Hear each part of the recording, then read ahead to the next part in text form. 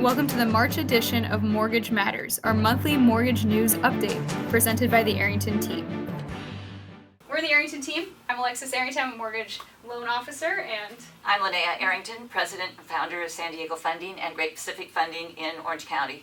San Diego Funding and Great Pacific Funding are mortgage bankers. So San Diego Funding is a mortgage bank. We've been a mortgage bank since when we started. What that means is that we process, underwrite, close, have our own appraisal panel. We do everything in this office. So we control the loan from start to finish. After it's closed, they are assigned to different servicers, so we do not send out mortgage payments or collect mortgage payments except for the first mortgage payment. But because of that, we're really up to date on all underwriting guidelines, which is where we can really help you with all of your questions. And that in Great Pacific Funding started when we started working in Orange County, so we have office in Orange County, and that we're called Great Pacific Funding in Orange County. Yep, perfect. But I think more than anything, we are your partner. We are here to help you do more business. Whatever you need, that is what we are here for. And so, especially with these meetings, we are here to supply you with the information that you can take to your buyers, you can take to your sellers.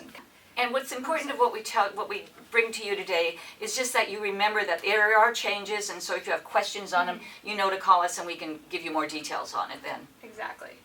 So with that, let's start talking about interest rates. So I've kind of been going around talking about interest rates as a roller coaster, and here is an image of a roller coaster that I think of when we say rates in today's market. That's kind of the image I think pops into people's heads. It's kind of a little crazy, no one really knows what's happening, but we know what's happening. We do know what's happening. So where we've been. In the spring and summer of 2022, we all got into this roller coaster ride of interest rates, and we were climbing, kind of inching forward every day, getting a little bit higher as we're going on. And then in November, we hit that peak. So we were teetering on the top of the interest rate peak. And, no one really likes a roller coaster that just takes a big plummet after. So in January, we did see us kind of fall down after hitting that peak. So we were all riding the ride, hands up, woo, interest rates are down, interest rates are down. But then in February, we hit that first little hill. So what does that mean? Basically, here's a nice chart that kind of shows how interest rates go up and down. And it does look like a roller coaster if you look at it. But we hit that peak already in November. As you can see on the chart, the highest point is in November. And we're slowly making our way down. We're riding the ride downward. So in February, you kind of see it pop back up. So it's going to be an up and down, downward trend until about 2024, where we see ourselves pulling into that station of a normalized market, which we all love. Yes. And then we're kind of transitioning from the scary roller coaster ride to our little kiddie ride, where we'll see ups and downs, but it'll be stable, safe for children. We like it. But we're not expecting to see rates in the high 3s or low 4s for the next couple of years, but they'll be lower than they are today, and that is the most important part. So we're all looking forward to that kiddie ride, and above all else, just stick with it. Rates are riding their way down. So with that, we have some good news for home buyers. So Linnea, what are you seeing? Well, this last 2 weeks have been really good for changes in all the government programs. So Fannie and Freddie had changes, FHA had changes, and VA had changes. And we're going to go through those today and how they affect your buyers, and just so you have a general knowledge of what's happening on pricing and what's happening on fees and underwriting. So first and foremost, VA loans. What are you seeing with that? Well, VA loans are very important to every one of us because we have so many VA people, veterans in San Diego, along with active service members. And VA, 3 years ago, raised the VA funding fee from 2.15 to 2.3% for first-time home buyers, first-time users, and from 3.3% to 3.6% to subsequent users. And this month, effective on April 7th, on any loan that has docs out by April 7th, after April 7th, though they're going back to that original fee of 2.15% and 3.3% for subsequent use. So that's good for veterans. It doesn't affect their interest rate, but it does affect their loan amount because the VA funding fee is included in the base loan amount. So that's good news. It'll save them anywhere from $1,000 to $2,000 a year, in the loan, depending on the loan amount. Perfect. What are we seeing with Fannie and Freddie? Well, Fannie and Freddie made a lot of different changes. And the first one, they're changing the way they price their loans. So after the mortgage meltdown in 2007 and 2008, every investor, Fannie, Freddie, FHA, all of them went to risk-based pricing. So the more riskier a property loan was, the more expensive it was. And some of that still exists, like, non-owner occupied or more expensive than owner occupied. All that is risk-based pricing. So what they did is they changed their risk-based pricing to what they're considering, they want to encourage more entry-level buyers. And so they're not hitting quite as much the buyers that have lower FICO scores or the buyers that have less money down. So they've taken and made pricing a little bit better for 95% loans, for 90% loans, and for FICO scores under 740. So that's the main overall thing that they're doing. And that's something that you won't see. It's a small, adjustment. It doesn't really affect our interest rates a lot, but it is better pricing for that entry-level buyer. That's great. And so you mentioned first-time home buyers. Well, Fannie Mae and Freddie Mac made a huge and very, very a great change that's going to affect a lot of our first-time home buyers.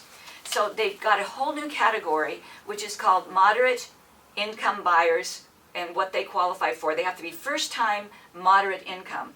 And the income is based on the census tract, and in San Diego County, almost all of the census tracts make the maximum income to qualify at $128,280. That's on your slide. That means if that's all that we're using to qualify. So if we're just using W-2s, and they may have other income that shows on their tax returns, but we're not using tax returns, and we're just using W-2, and their income's at or under $128,280, that they qualify for a first-time home buyer moderate income loan. And that's a lot of our first-time home buyers. And at that, they get no add-ons. So what I was just talking about, Fannie and Freddie add-ons, so they have a base loan amount and base interest rate. And then, like if they're buying a condo, which a lot of first-time home buyers are buying, there's a 3/4 point add-on if you don't put at least 25% down. So on a 95% loan, there'd be a 3/4% add-on for that. There'd be another small add-on because it's a 95% loan. There'd be another add-on if their FICO score wasn't 740. And so when you take all of these add-ons and eliminate all of them, it's going to make a difference on a buyer between a 1/4% interest rate and a 0.5% interest rate. So a really huge benefit. Mm-hmm. So when we're talking about rates coming up, this can be a way to maybe get that lower interest rate and get a first-time home buyer into a house right now. Exactly. So what it does is this interest rate increase we just had over the last month, it really offsets that and brings it back to where we were. Exactly. And then one last thing, you said Orange County. Oh yeah, you said the San Diego limit, but how do they determine those? It's by census tract, and we went and we checked like 20 different census tracts in San Diego, and they all were at the 128,280 level. That we would want to check every census tract before you write an offer to make sure it applies. In Orange County, when we checked Orange County, their average one was 117,480 income, so it's a little bit lower than San Diego's income. But once again, we'd want to check those census tracts before you write the offer and when you actually found a property they want to make sure it qualifies for that first-time home buyer. Definitely, yeah. So those are just kind of what we're seeing generally over the two counties, but each area is a little different. So we do that. We'll check that. That's a program that you all will be using and will be using, and we'll let you know that we're using it. Right. Perfect. So what about FHA? Well, FHA is probably the best change I've seen in FHA since 2007 and 2008. It was in 2010 that FHA was really changed a lot of their guidelines. So FHA in the past, and I'm going to talk a little bit about condos too. So FHA in the past, I'll talk about condos later, came out and said, they lost a lot of money when the mortgage meltdown happened because of the high concentration in condos and just overall because they only have 3.5% down and they work a lot with first-time home buyers with lower credit scores. So they had a lot of loss, and so they were losing money, and and in other areas too, not just in mortgages, in reverse mortgages, in low-income housing. So they raised the mortgage insurance on all FHA loans. And it was based in two levels. One, a lower loan amount had a lower increase, and then the higher loan amount had a higher increase. And right now, because it wasn't based on anything, as loan amounts went up and sales prices went up. So lately, in the last year or two, almost most FHA loans were falling under the higher mortgage insurance, which was 1.05% for mortgage insurance, no matter what your FICO score was. Where on Fannie and Freddie, it's based on your FICO score, what the mortgage insurance is. So what they were doing is really pricing FHA out of the market. So on a large loan amount and with a high mortgage insurance, the only people that were using FHA loans were really people that had a low FICO score, that they didn't qualify for Fannie Mae and Freddie Mac. People that had to. People that had to. They had no other choice. So we were really phasing FHA, and everybody was doing fewer FHAs than they've ever done in the existence of a FHA. So FHA changed all that finally after they changed it first in 2010. So since 2010, this is the first positive move we've seen in FHA, and they lowered it a lot. They went from 0.85 to their lower price to 0.55, and they're now having those loan amounts based on conforming and high balance. So we don't have to wait for them to change it again. It will change. It will vary every year with those two loan amounts. Mm-hmm. So today, anything under $726,200, the maximum mortgage insurance, well, the mortgage insurance is 0.55%, which is a huge difference. On a $600,000 loan, that's $275 a month difference. Wow. On insurance. So a big difference to a buyer. And then on high balance, anything over $726,200 to our maximum, they've lowered from 1.05 to 0.75. And once again, that's a huge drop. On an $800,000 loan, that's $300 a month in the monthly payment for a buyer. So FHA right now is going to be, once again, a very, very important loan to all of us. So with 3.5% down, they can get 0.55% mortgage insurance on a loan up to $726,200. Great for our industry and the first-time home buyers. Mm-hmm. Definitely. Let's talk about spot approvals. What are you seeing with FHA spot approvals? Well, FHA spot approvals have been, we've done a few of them, but because there were so few FHA loans, people usually, if the condo project wasn't FHA approved, they just go look at another one. And the sellers, because the market was so hot, didn't really want to wait for the spot approval. But now spot approvals are going to be extremely important again with FHA, because so many of those entry-level buyers are in condos. Mm-hmm. So we're going to be having lots of spot approvals. So in 2010, once again, FHA changed their whole attitude about condos. Before that, they approved a condominium, and it was approved forever. So if you had an FHA condo approved, it stayed approved forever. But because their concentration was so high in those condo projects, that's why they lost so much money when the meltdown happened. A whole condo project would go bad, and they would lose, all of those went into foreclosure, and they lost a ton of money. So they changed their attitude about FHA condo approvals. And they said a condo approval is only good for the whole building for 3 years. After 3 years, it goes away and you have to be reapproved. So when that first started happening, and we would go in and we would approve the project, but you had to go to the homeowners association for so much of the information.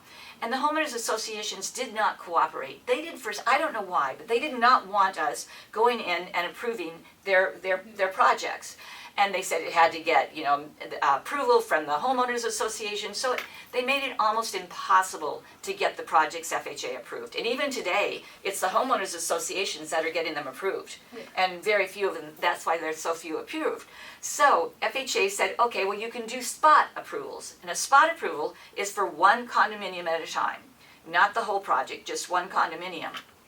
And very, very few lenders are approved to do those. First of all, you have to be a direct endorsement lender, which we are. We're a fully approved FHA lender. And the way you have to do them is you have to get all the information together and show why it's approvable with their guidelines. So we have their guidelines and we approve them all the time. I mean, we've got one right now that we got in escrow that we started a week ago. And we've already got the basic approval, and now we just have to do the rest of the condo docs like any FHA requires. So it took us 1 week to get it approved. And that's because we work very quickly and get things ordered very quickly. And now we're ordering the appraisal and we're going to have everything ready for at the same time contingency removals are due. Great. So that's great. But what else it does is they set guidelines for what it takes to approve on a spot approval. One thing is the project cannot be more than, it has to have at least 50% owner occupancy, and there can't be more than 10% of the units in that condo project FHA units already, FHA loans on them. So before we even have the buyers submit their offer when we're doing the spot approvals, we get title to tell us how many in there owner occupied, which title tells us, and almost all condo projects now are over 50%, with the amount of first-time home buyers that are buying condos. They're all really have gone up a lot in owner occupancy. So the owner occupancy has to be 50%. And the reason they don't want more than 10% of the loans in there to be FHA loans is, once again, they don't want a high concentration of FHA in any one condo project in case something happens to that condo project and it starts to go bad. So we get those two figures before we ever, tell the buyer to write an offer. And then when they write the offer, then we talk to the seller, the listing agent, and tell them why this project's FHA approvable, and so that they will approve the offer. Yeah. The spot approvals, you'll see, are really going to be important, and we're your go-to lender for spot approvals. Yes. And what about, before we move on, VA can also have a spot approval, but it's a little different, right? Yes, the VA, you don't really spot approve it. You approve the whole condo project. And this is detached condos too. On FHA, a detached home, even though it's a condo, can go FHA without having a spot approval. On VA, if it's detached, it still has to have spot approval by VA. And we get VA project approvals done all the time. You have to have an attorney work with you. We have an attorney who's really fast and specializes in VA approvals. And so we do those all the time too. They just take a little bit longer. And you have to have the appraisal before you get the approval. On FHA, it's afterwards. Yeah, so on that one, you have to have a buyer who's committed to seeing the approval go through, so they're willing to do the appraisal, kind of stuff like that, right? Exactly. But it can be done, and that's the most important part, is we find a way to make it get done. And we know how to do it. Exactly. Portfolio lending, we're seeing an uptick in portfolio loans. Why do you think? Portfolio loans are going to be more important this year and next year than they've been in the past. And they've always been important. We've seen portfolio loans ever since the government went to qualified mortgages. And qualified mortgages, if you're doing a jumbo loan, it has to be 43%. If you're doing a Fannie Mae or Freddie Mac, FHA or VA, they waived that. And they said whatever you get for DU approval, LP approval, or FHA and VA approval. And real quick, can you just explain DU and LP? Oh, yes, I'm sorry. DU and LP. DU is Fannie Mae's underwriting software, and LP is Freddie Mac's underwriting software, and then FHA has their own, and so does VA. So they all have their own software that we use to see if we get approval and how high we can get approval at what ratio, and what the requirements are on those loans. But it tells you most of the requirements, but you have to put what we put into the system still has to be correct. Right. And that's why you see sometimes on your pre-approvals, when they have DU approval, then later they're not approved, is because they input something incorrectly. They input the income incorrectly or something. So a DU approval really doesn't mean anything unless the input was correct. Because it's not double checking versus documents or against documents. It's just what we say. Yes. Yeah. So back to portfolio loans. So portfolio loans are filling the gap between a qualified mortgage and a buyer who can really make the payment.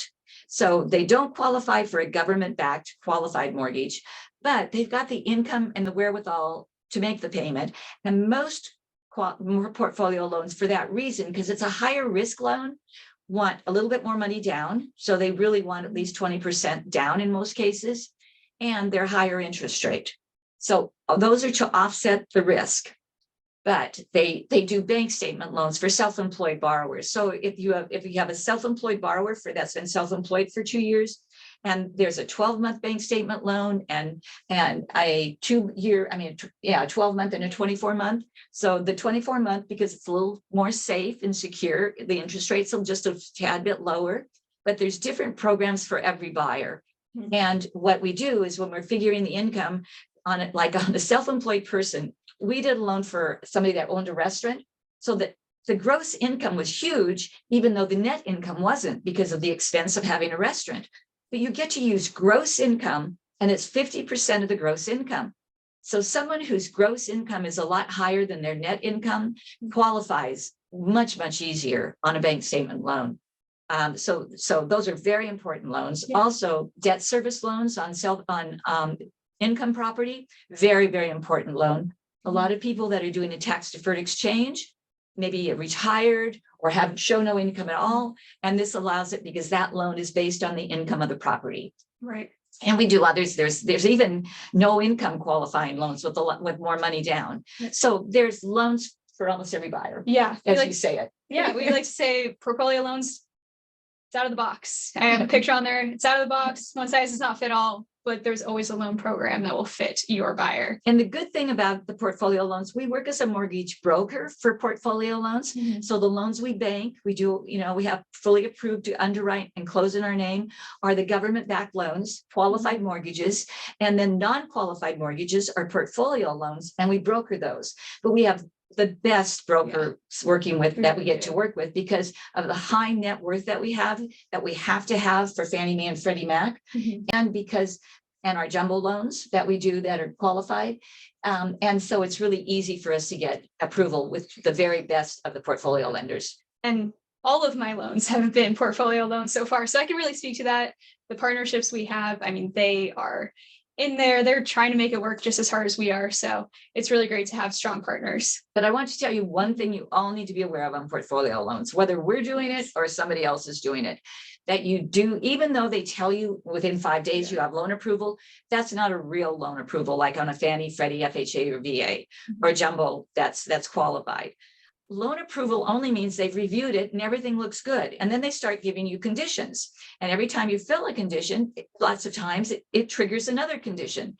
So you can go all the way to the day of closing, to the day of loan documents. Once the loan documents are out, you have loan approval. But up until then, they can add conditions, change your loan amount. They can require more money down if they don't like something you send them. That happened on one of mine. So just know that when you're removing contingencies, there's always a risk if you remove it before you have loan documents on a portfolio loan.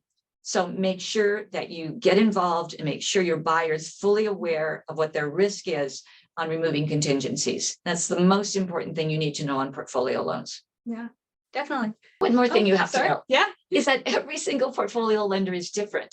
So the guidelines for doing a bank statement loan at one portfolio lender is completely different than another portfolio lender. We're on Fannie Mae and Freddie Mac and FHA and VA, the guidelines are the same everywhere.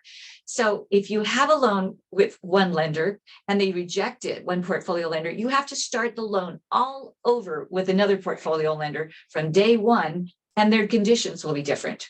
But that's why when we have these strong partnerships, we know their guidelines. We know their guidelines sometimes better than they know their guidelines. Usually. Yeah, most often. Yeah, because we make them send us it written down in their, manual, their guideline manual, and we read it before we just trust what they say. So we really vet our people, and that's why we have the best in our corner. But yeah. And I just want to reiterate that we are your partner. We can do those cross qualifications. We can, and I know Linnea, you want to talk a little bit about that as well, real quick. But very quickly, yeah, when we do a cross qualification for you, we just don't ask the other lender for their DU approval, because the DU approval, like we just said, if you don't input it correctly, is not a real approval. We actually talk to the buyers. We can tell you if you've got a bank statement loan. We can tell you the strength of it or the weaknesses of it, so that you then can go to your sellers and decide which of the loans is a stronger loan for that situation. And on the flip side, if you're a buyer's agent, we can advocate for your buyer. We love advocating for your buyer. It's our favorite thing to do, because we know the strong aspects. We know what to say. Yeah. So if you have an offer you've submitted and you've got a lot of competition on it, we actually call the listing agent, and if they don't answer, we leave a message for them, but we tell them why that loan is so strong and so secure, and that they shouldn't worry about it. Like if we have a W-2 buyer, we tell them it's W-2s. We're not even using overtime or commissions. And this buyer's a slam dunk, because W-2s, it's a simple loan. Exactly. So we tell the sellers what they need to know to make your buyer stand out. Exactly. And again, we love doing it and we'll do it all Yes. the time. So with that, thank you guys. See you all next month. See you next month.